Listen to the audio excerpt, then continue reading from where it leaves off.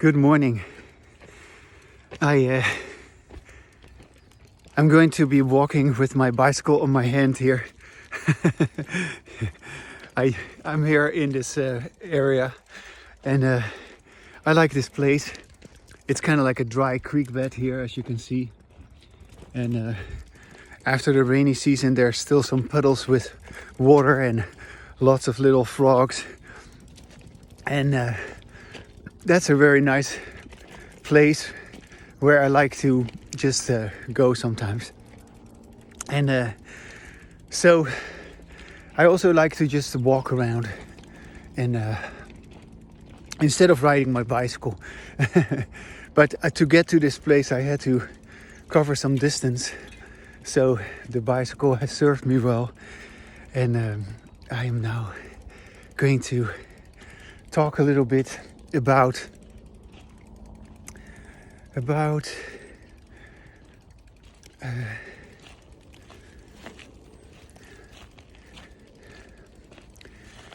enhancing this particular experience that I keep talking about.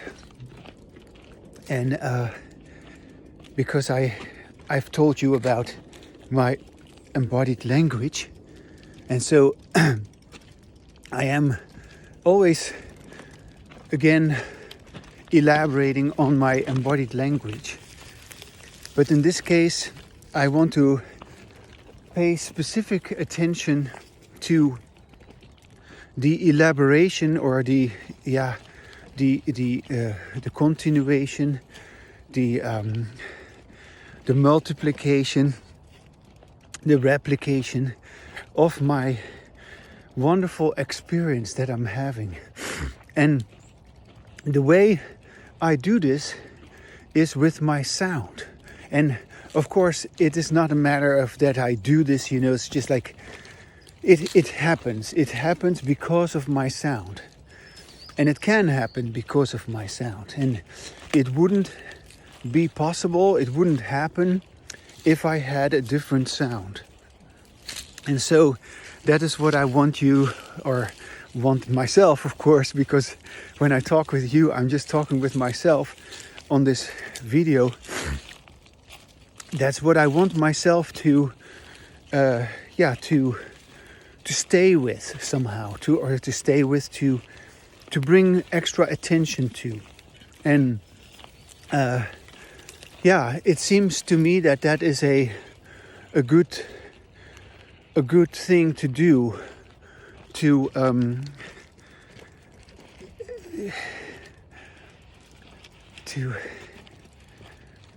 let my ability to continue with this, to let that ability shine, so to speak. And if you listen to this, I hope you get something about the embodied language that I keep talking about, which you haven't gotten yet, which is that it is totally wonderful if you give yourself the permission to be the best of yourself, so to speak. And the best of yourself means that you just keep getting better. and that your improvement, or your renewal, your ability to learn, your accuracy keeps on increasing. That's just remarkable how that can be. So that's something that I am fascinated about. And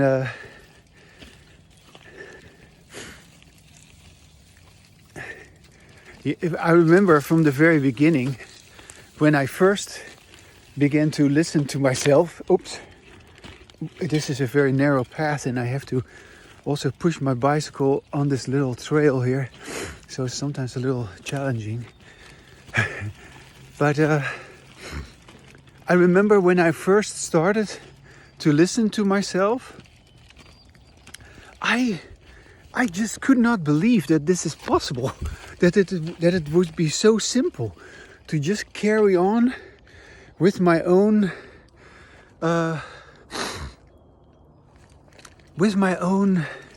well-being, and that my well-being could then be even increased, could even not just prolonged, but even become deeper or more profound. We have all these words that we give to it, but with my embodied language, I have more and more steered away from all the words that everybody is used to with their disembodied language. Because with disembodied language, we're always talking about improving ourselves. We're talking about how to be more happy, be more satisfied. But that's not what this is. I am not becoming more happy or more satisfied. Actually, I am happy and I am satisfied. And the whole meaning of happiness and satisfaction changes once you are happy, once you are satisfied. And that's what I'm talking about.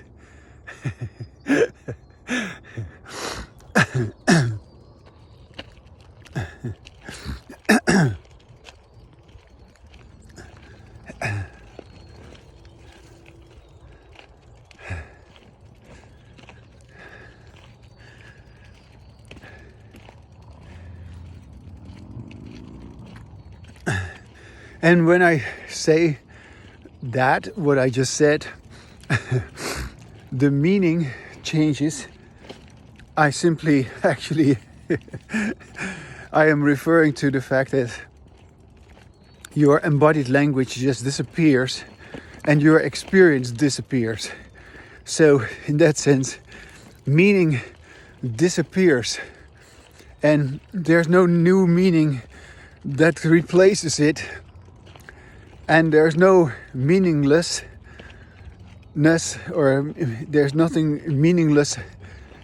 No, everything is very meaningful, but without having any particular meaning. So for instance, I'm looking at this path.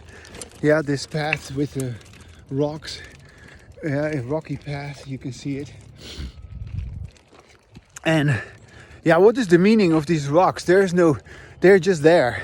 Yeah, this path is just there. I am just here, and it's very meaningful. But at the same time, there's no meaning. It's a mystery, you could say, but I wouldn't even call it that, because I know that I'm here. I'm happy to be here, and yeah, today is a special day because I'm just walking and I'm recording, and I don't care about meaning. Let me put it that way.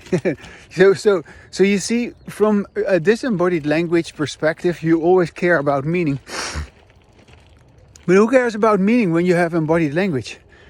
So meaning is only meaningful if there's no meaning. Yeah, you're only trying to be happy when you're not happy. And so I'm not busy with meaning. Meaning is not having any importance to me at this moment. I just like to walk here and talk. And yeah, and I enjoy this particular piece of the path because it is kind of like nice and flat, and it's wide enough for me to walk on with my bicycle in my hand. So it's not so arduous.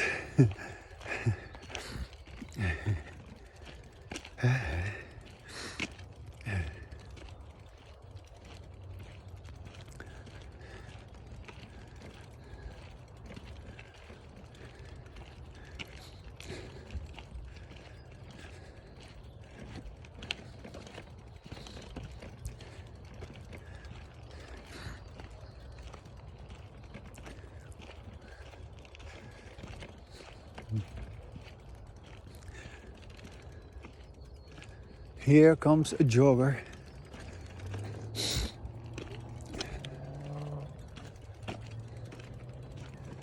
I'll step aside here that he can pass.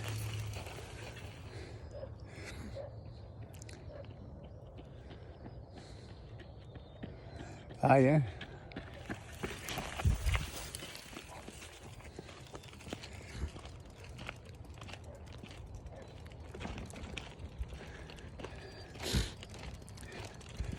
It's so nice and still here, away from the traffic. When I drove my bicycle, when I rode my bicycle over the street. Oops. Hi there.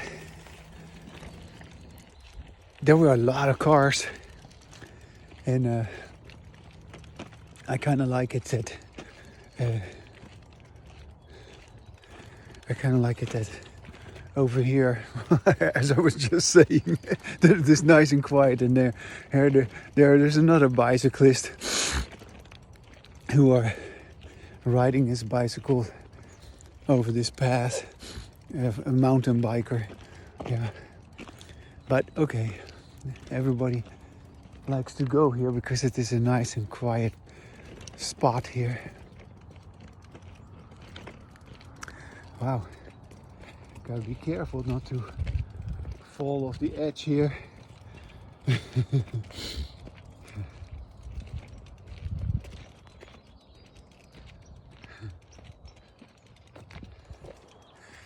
Gotta keep my eye on the path here.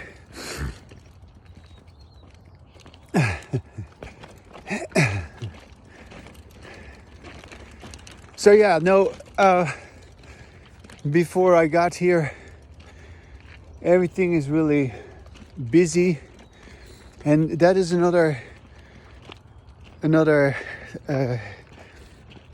thing that I am reminded of my previous video, that I said something that I was going underneath the freeway, and yeah, that's what I do when you are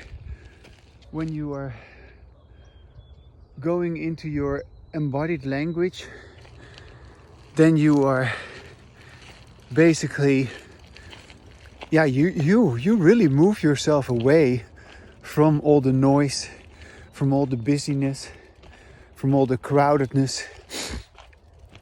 The crowdedness that everybody has accepted as, yeah, as usual. That's just how it is. And you know what is really fascinating to me? There is a lot of plants here that that I really love. Yeah, you cannot really maybe recognize them, but I can see them here from where I'm walking. And one of these plants is called the broom. And I actually one time took a little cut from one of these plants, and I took it home and I planted it in my yard, and it bloomed in my yard, and it did really well. It became quite big, and it was wonderful. One season I had a beautiful blooming yellow broom, and that was a wonderful season. And then the broom had gotten so big that I felt like, well, I need to cut it back a little bit. Otherwise it takes up so much space. And so I cut it back a little bit. But then the broom died. And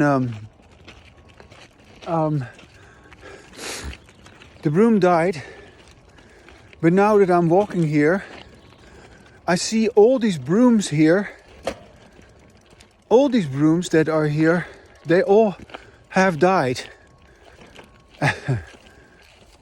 Or either they have died or they've almost died. And anyways, it may very well be that I don't know, that my broom, just like the brooms here, were affected by the heat in such a way that there was no way for them to continue. Anyway, going to ride my bicycle again. Leaving this behind.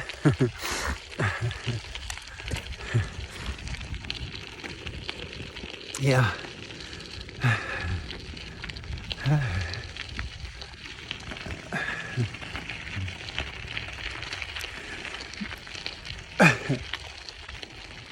I don't know why that is, but I just like to make videos of me talking while I'm riding my bicycle. Yeah. And so that's what I'm doing.